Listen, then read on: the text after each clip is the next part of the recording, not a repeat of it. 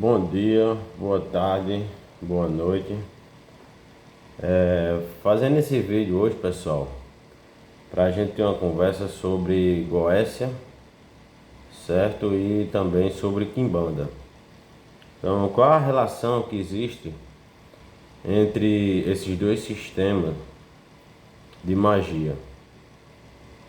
Primeira coisa, a gente tem que trazer à tona o nome de um homem bastante importante que praticou a Goécia, foi um dos primeiros a praticar a Goécia até onde nós sabemos, né, que idealizou como sistema magístico em um livro escrito, em um grimório, né, um homem que, inclusive, existem reinados, um reinado ali dentro da Jurema, que é dedicado ao mesmo, tá, que seria o rei Salomão, tá. Então, o que é que a Goécia tem a ver com a Quimbanda, tá? Primeiramente, a gente tem que voltar nos primórdios dos tempos e entender que o rei Salomão, ele começou os primeiros estudos de Goécia, tá? Escritos, né? Registrados em papiros, em grimórios, em livros sagrados, tá? E a partir daí se deu início ao uso dessas divindades, desses espíritos, tá? Com correlações planetárias, né? Começou também a prática de prender os espíritos ou de assentar os espíritos em receptáculos ou em pedras ou em arcas de bronze, certo, pessoal? Então, foi aí que começou a mistura ou o traçamento da Goécia com a Quimbanda, tá? Que primeiramente nós temos que entender que a Quimbanda adotou esse sistema de prender espíritos em pedras, tá? Isso aí veio do grande mago Salomão, tá? Para quem não sabe, o ocultar, que é a pedra filosofal, a pedra que vai dentro do assentamento, a pedra ali que é o coração do Exu, né, no assentamento, né? O Exu que vai estar ali assentado naquela pedra, né, e naqueles fetiches. Então, essa prática ela foi herdada do rei Salomão, tá bom, pessoal? Nós sabemos que podemos colocar espíritos assentados em vasos, né, em ferros, em pedras, tá? Então, e essa ciência quem trouxe para nós dentro da magia foi o rei Salomão. Existem alguns indícios que vêm até mais antigo do que isso, mas eu falo sobre registros em papiros mágicos espirituais. Então, o primeiro a registrar, até onde a gente sabe que até hoje ficou aí para a gente estudar, foi o rei Salomão nas clavículas de Salomão, né? E no Legemeton, que é a clavícula, a chave menor de Salomão.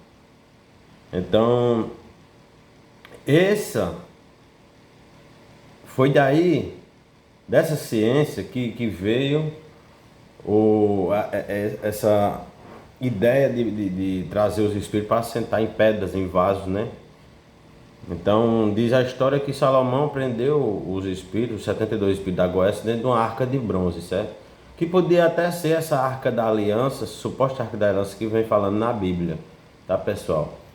Porque nós sabemos que a Bíblia e a cabala judaica, que é a magia voltada para o judaísmo, né, dentro da cabala, nós sabemos que existem 72 forças sefiróticas, né, que são fragmentos menores do Deus judaico, né? Então vão formar os 72 anjos da cabala judaica, né?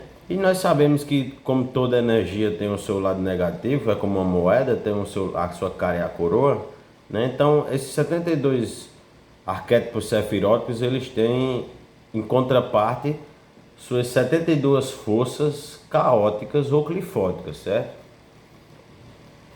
Então, esses espíritos, pessoal, podem ser os espíritos, né, que regem aí a cabala e também regem a Goécia, podem muito bem né, ter sido presos lá dentro daquela arca, a antiga arca da aliança, onde os deuses se iravam contra o povo, né? E os sacerdotes tinham que ali fazer milhares de sacrifícios, centenas de sacrifícios dentro daquela arca para poder acalmar a fúria dos deuses, né? Então a gente vê que a história tem toda uma similaridade, tem um entrosamento nessa história, né? E o rei Sholomo, que era o verdadeiro nome do rei Salomão, né? O rei Sholomo, tudo indica que ele era um grande faraó egípcio, tá? Então mostra que a Bíblia mais uma vez embananou tudo, porque a história que tem na Bíblia é uma história totalmente controversa com a história dos fatos científicos e arqueológicos. Então, sendo assim, esse livro foi um livro que fez uma síntese da cultura dos deuses pagãos, uma síntese das informações espirituais mais antigas, tá? E foi moldado a gosto dos homens sedentos pelo poder para que trouxesse uma manipulação, uma hipnose, né? Através da PNL, através da neurociência, eles já tinham essa ciência, né? Da PNL, e através dessa ciência eles podem manipular, né? E alienar até hoje as pessoas, tá? Porque eles conhecem muito bem o cérebro, os reptilianos conhecem muito bem o cérebro humano, tá? Então a Bíblia, pessoal, para quem não sabe, é um livro reptiliano para influenciar controle aqui no mundo, tá? Mas era um livro verdadeiro, tá? Mas que ao longo do tempo foi manipulado, foi mexido para lá, para cá, e deu nisso aí que a gente tem hoje, né? Nesse sistema escravagista que está pronto aí para alienar e fazer escravos fiéis, né? Então, esse rei Sholomo ou Salomão, ele foi um grande faraó egípcio junto com seu pai Davi, né?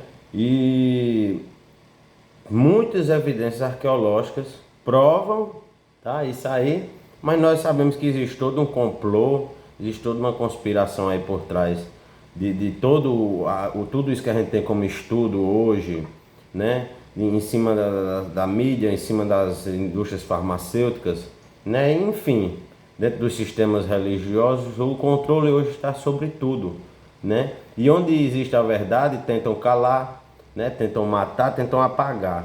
Onde a verdade começa a brilhar e o resplandecer, certo?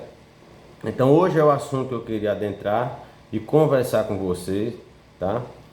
Então nós temos aí também o reino de Salomão dentro da Jurema Sagrada, que é um reino onde trabalham antigos orientais, grandes sábios, né? Espíritos que trabalham, né, com a ciência do povo oriental, também antigos pretos velhos, tá? Espíritos elevadíssimos, tá? Trabalham vários tipos de espíritos, classes diferentes dentro dessa corrente de Salomão, dentro da Jurema, tá? Então nós vemos aí que o rei Salomão, ele foi um grande influenciador, né, da magia como um todo, certo? Como um todo. Nós temos aí dentro das vertentes afro-brasileiras, nós temos aí dentro da Quimbanda, temos aí dentro da influência dentro da Jurema, que é o culto aqui da região, tá? E teve essa grande influência do rei Salomão, que trouxe uma magia fora do comum através da sua sabedoria, né? Isso a gente não pode deixar passar despercebido, tá? E Salomão cultuou também os deuses primordiais dentro do luciferianismo, dentro do satanismo, que seriam Astaró, certo? Astarô foi cultuado por Salomão. Outros deuses, Moloque, né? Quemos, que nós sabemos que tem relação com o Daimon dentro da Goécia, certo? Que seria o Daimon Caim, né? Então, existe toda essa influência de Salomão dentro da magia, certo? E essa ciência de Salomão influenciou não só a Jurema, como influenciou a Quimbanda, tá? Influenciou aí a magia no geral, tanto a magia branca como a magia negra, certo? Então, esse grande rei sábio deixou toda essa ciência aí como herança, né, para os bruxos e bruxas de hoje em dia. Lembrando que o sistema criado pelo rei Salomão, que seria a magia cerimonial, ela vai entrar naquela velha concepção, tá? De que existe um Deus do bem e um Deus do mal. Então, para contatarmos o favor do Deus do mal, nós vamos ter que usar da autoridade, né? Vamos ter que usar ali da ameaça, como se fosse uma ameaça, tá? Tanto através dos nomes do Deus judeu, como através de instrumentos ou armas mágicas, tá? Então, hoje, nos sistemas mais modernos, se desenvolveu um tipo novo e diferente de Goécia, chamado Goécia ou Goetia Patchworking, né? A Goécia Patchworking, pessoal, é uma Goécia onde nós não chamamos os gênios, ou os jeans, ou os daimons, como você queira chamar, ou os demônios. Nós não chamamos também as divindades por meio de ameaças ou por meio de exercício, né, de ameaça, tá? Por mais que, vamos supor, não seja uma ameaça, mas seja um sistema de magia que usa da autoridade para uma evocação. E isso aí é imprescindível, certo? Porque toda operação mágica ela deve se usar, né, da autoridade do mago. Porque é como se você tivesse ali, se você chegar numa casa e for colocar a mão com medo para um cachorro cheirar, ele vai lhe morder, certo? Então, as energias da natureza entendem o medo como um sentimento de não confiança, que realmente é o que é. O medo é um sentimento de não confiança, tá, pessoal? Quem tem confiança não tem medo. Quem tem segurança não tem medo. Então, o medo é uma insegurança misturada com um sentimento de não confiança, tá? Então, quando você for evocar uma entidade, é uma energia, ela não vai entender tanto as palavras, vai entender a sua energia, a frequência, a vibração, entende? Frequências e vibrações. Então, ela vai entender, se você estiver com medo, que você não confia e ela vai lhe atacar, tá? Independente se for uma força sefirótica ou uma força caótica.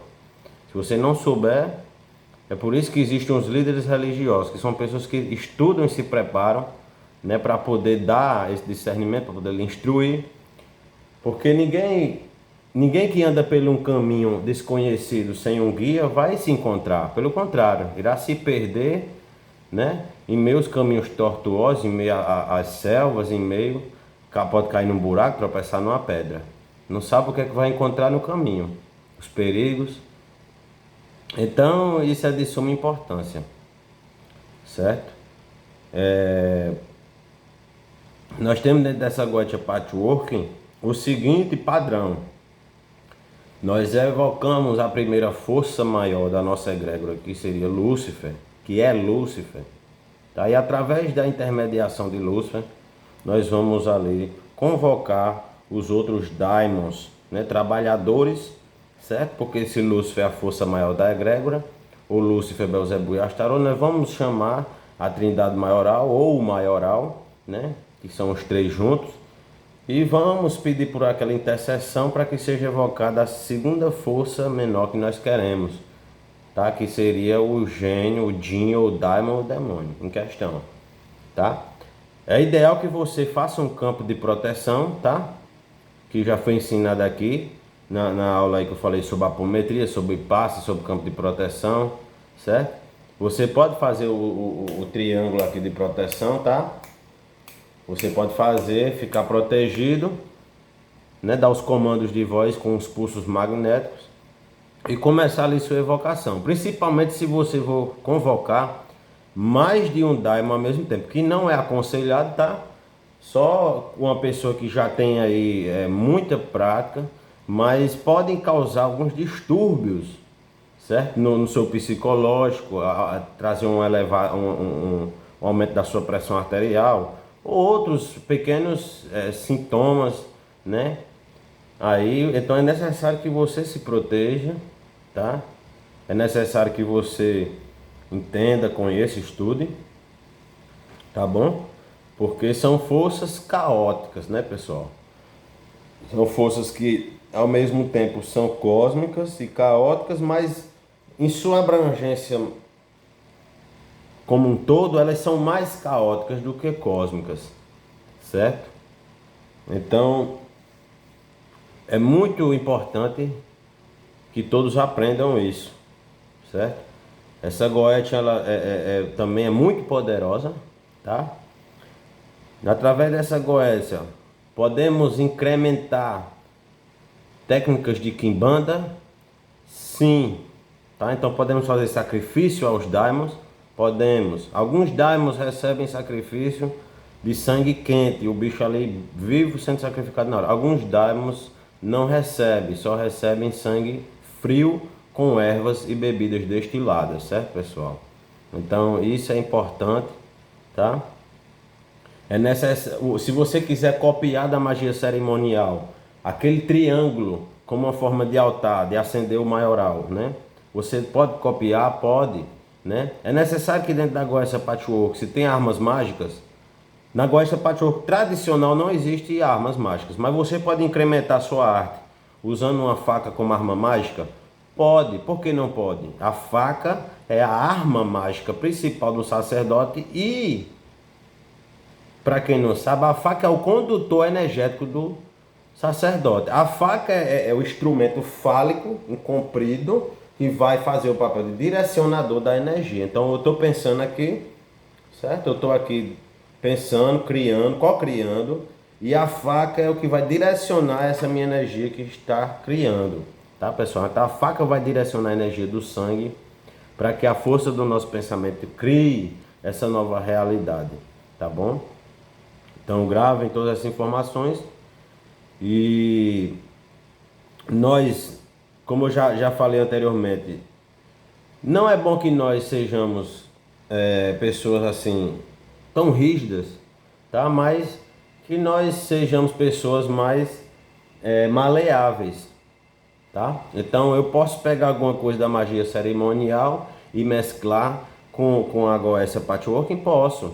Fica até mais potente, né? Pode potencializar muitas operações, tá? Então é bom que você entregue aí algumas frutas, né? Que você trabalhe também com elementos de quimbanda, traçado dentro dessa Goécia também vai trazer uma força, como azeite de dendê ou azeite de oliva, que nós usamos para algumas divindades também, tá? O mel, tá? Podemos usar fluidos sexuais dentro da Goécia? Podemos. Muito bom para ativar sigilos dentro da Goécia, certo, pessoal? Para os daimons, tá? Tanto fluidos sexuais como os seus próprios fluidos corporais, certo? Como o sangue, a saliva, tá? E entre outros, tá? Podemos ativar com bebida, com fogo da vela, com elemento da natureza, enfim. Existem várias maneiras, tá? A depender também da entidade, porque algumas entidades têm os seus particulares, não aceitam todo tipo de coisa, tá, pessoal?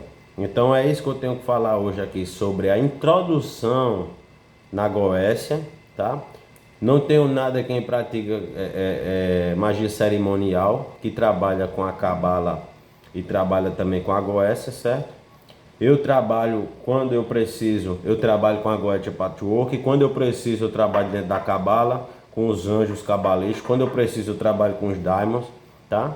Então temos que ser maleáveis. Não é porque eu pratico Goécia Patchwork, né, e eu não entendo de magia cerimonial que eu vou ficar aí detonando quem pratica magia cerimonial ou falando que a magia cerimonial não tem poder de execução ou poder de manifestação prático, tá? Pelo contrário, né, devemos praticar para que nós tenhamos nossa experiência própria e nossa opinião poder valer, tá? Então eu acho que todas as coisas são necessárias, nada pode ser descartado, tá bom? Quando nós descartamos muitas coisas, isso mostra a nossa pequenez, tá? Mostra o quanto somos pequenos diante de todas as coisas. Pois todas as coisas elas têm algo para te trazer algum conhecimento, para te engrandecer, para te agregar alguma coisa diferente, alguma informação, certo, pessoal? Então não esqueçam disso, tá bom? O Mago Salomão foi um grande influenciador da Jurema, da Quimbanda, da Goécia no todo, da magia, tá? Ele hoje vem, tá? Existem incorporações aí de Salomão dentro da Umbanda, dentro da Jurema, tá? Então, mais nessa parte aí, da parte da direita, ele vai com mais frequência tá incorporando, certo? Dentro da Jurema, dentro do culto da Umbanda, certo? Então, é isso que eu queria falar com vocês hoje, pessoal. Muito obrigado a todos. Muito axé e um grande abraço. Eita.